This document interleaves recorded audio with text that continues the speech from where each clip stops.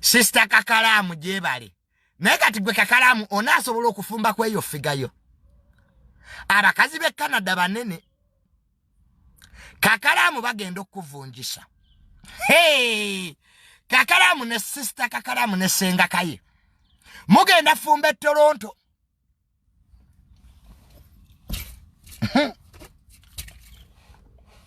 Mufumbe mu British Columbia. Omanya kizibu kyebweru nga wakagenda. Oyinzo fumba kataba mu America. Oyinzo fumba mu state nga nnya. Ono omukazi bwakumala bwakubira mukwano gwe. Bayinzo kulire California. Oli naakubira mukwano gwe abeera mu Atlanta. Naye naakulyamu emyezi 3. Ne bakusindika mu Ohio. N'omalire Chicago ogenda ofuna woobeera ng'era bakulidde. Mwaka mulamba ofumbirwa. So senga kaye ne sister Kakalamu mugenda kufumbirwa e Canada. Ate ebikazi bya Canada binene. They are fat women. Kazi byo byakola dasete tebina basajja. Mwetegeke ka Uganda walajikanka basindikire. Senga kayeri omulondo.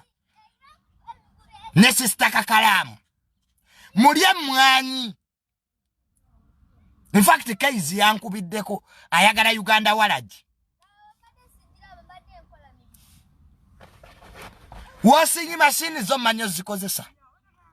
Kayo ina amalo mangi.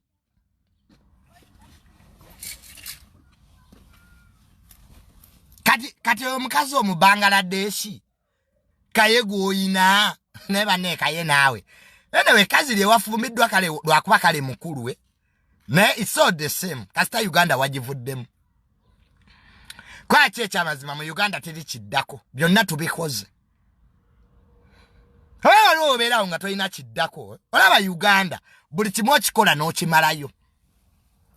Uganda ekizibu kyeyina, there is no chance for growth. Mu Uganda osobola okukola omulimu.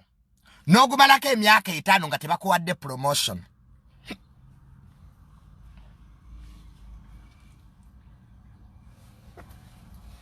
Nga tofunye promotion. Hey. So, musinga tewaliwo chance for growth. Nga ku mulimo gwo tebakupromotinga.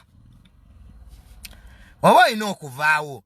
Era nga tinze senga kaye ne sister Kakalamu. Muoze ebintu.